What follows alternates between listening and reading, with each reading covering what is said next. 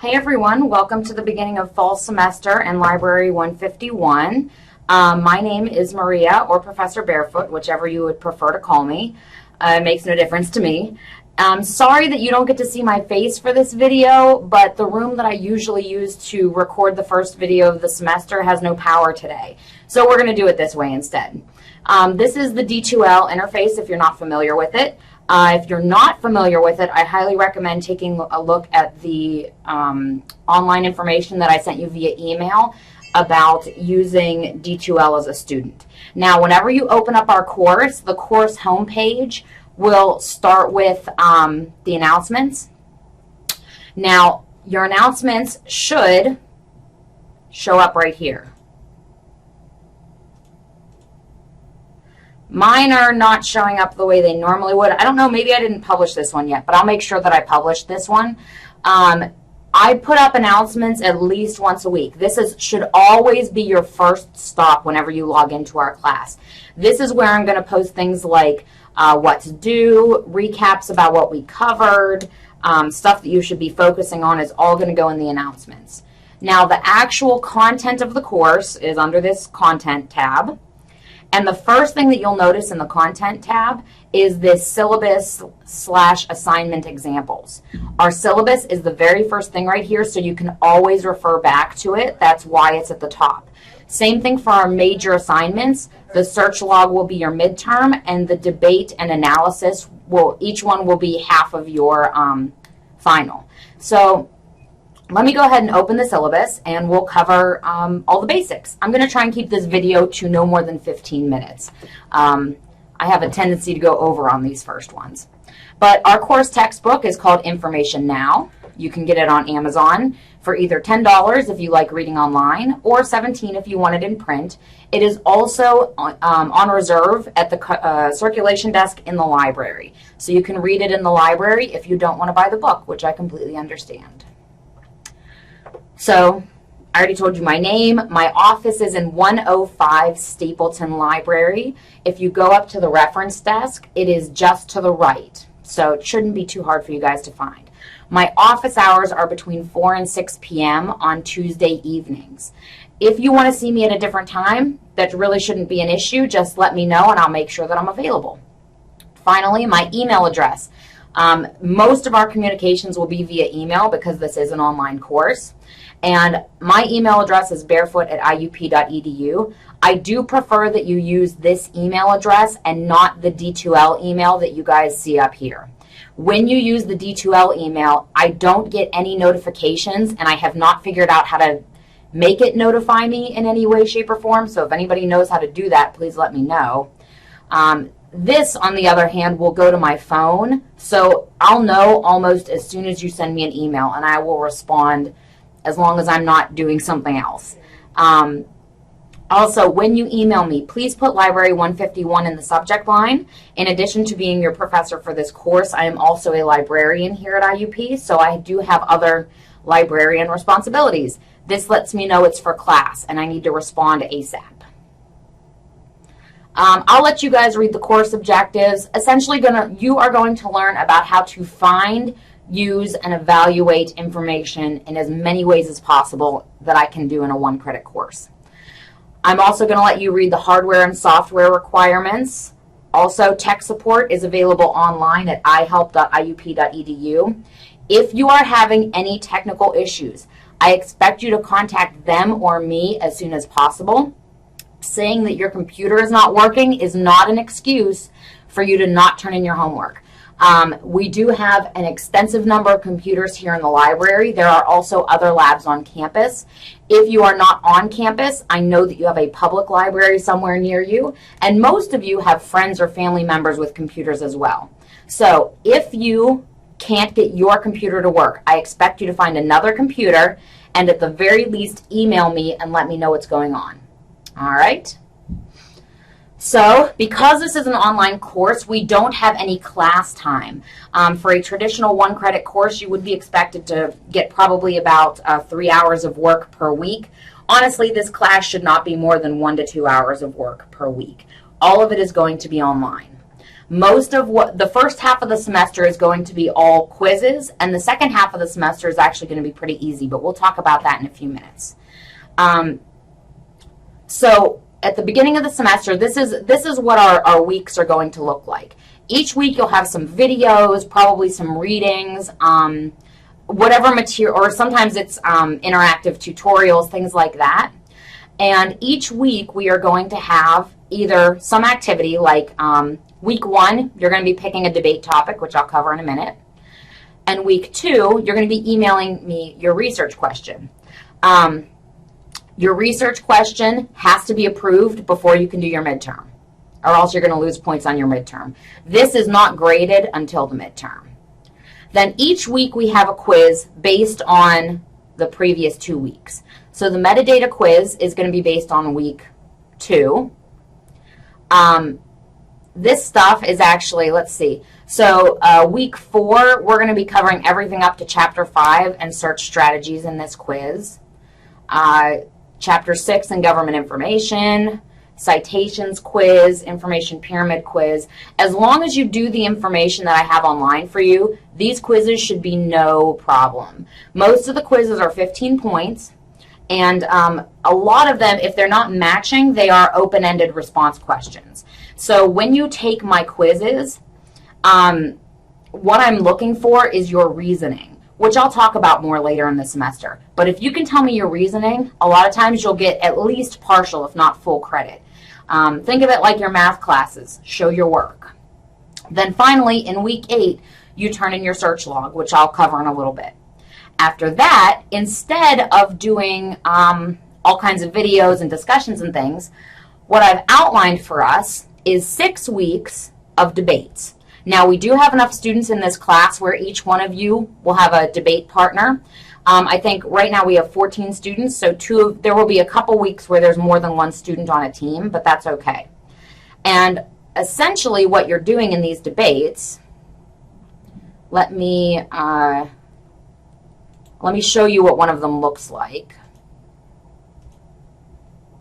So I'm going to go down to our first debate, which is information creation as a process. Each one has a question. This one is, should the United States apply the right to be forgotten rule to U.S.-based companies? The pro means they should apply it. The con means they should not. Oops.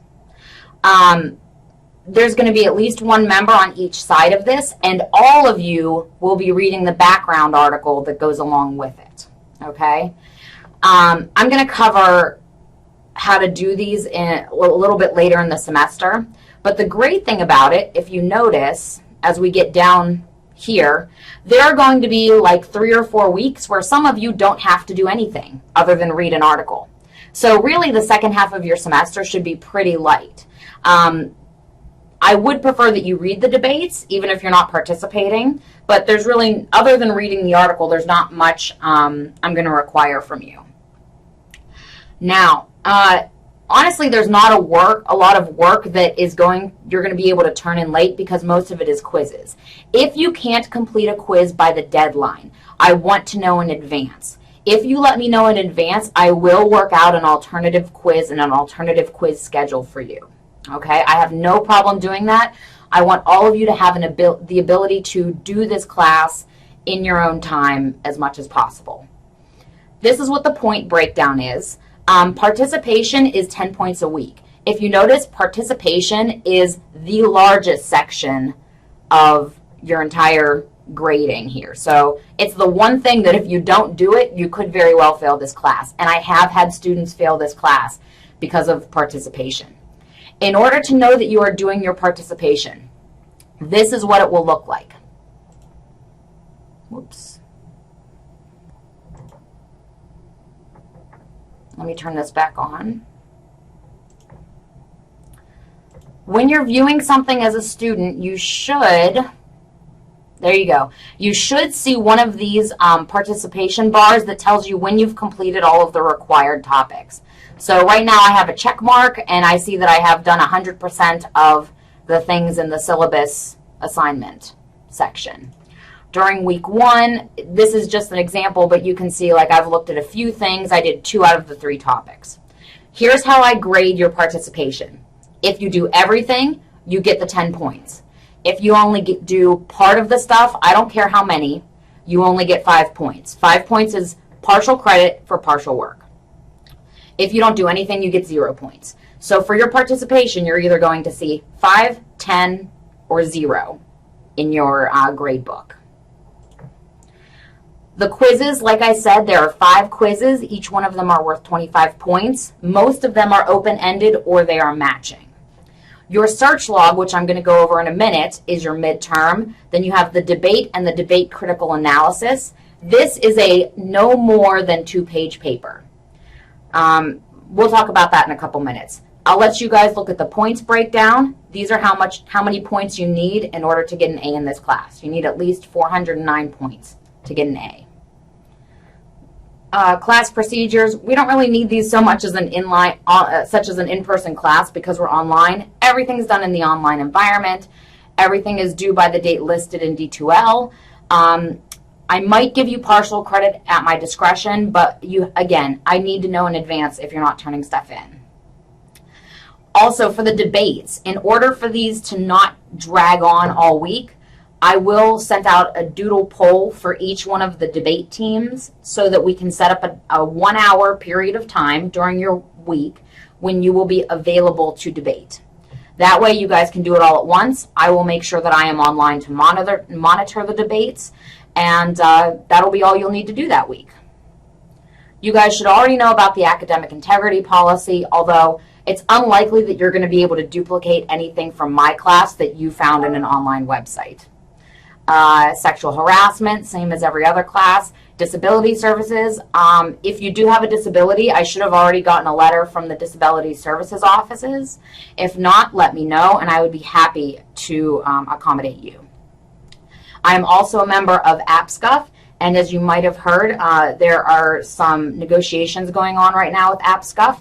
I am hoping very strongly that these will not interrupt our class, but if they do, I will give you more instructions when and if that happens. Hopefully it doesn't.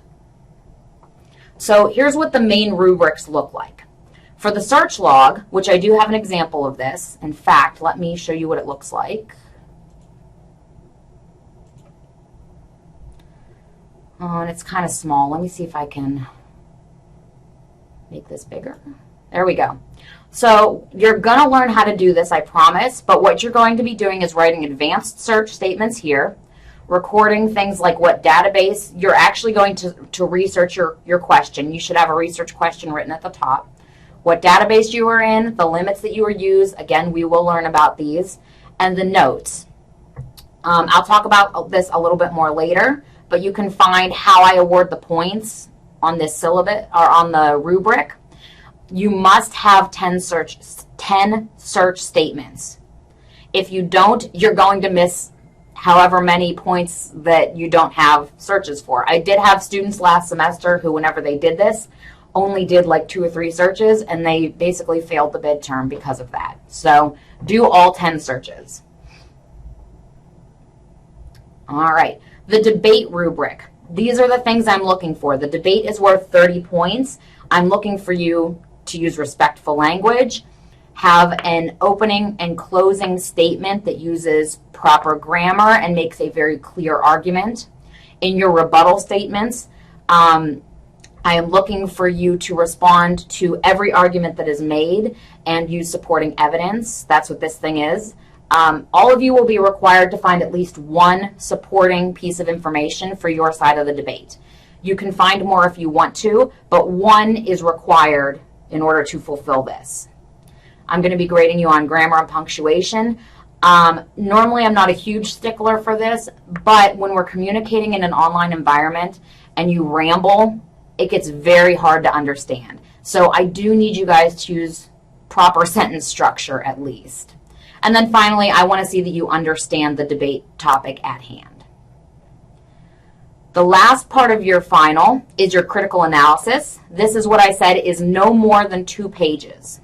That is because at this point in your college careers, you should have learned to write concisely. Don't say the same thing 3 sentences in a row because you think you need to fill up a word count. That is obnoxious. Don't do it. Say what you mean as quickly as possible.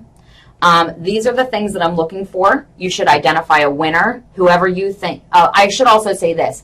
You are analyzing a different debate than the one you participated in. So you pick any other one, make a decision about who is the winner.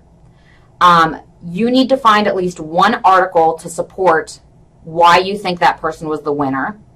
You need to analyze the argument that the other people made, how strong they were, whether or not they were able to effectively disprove the opponent's points.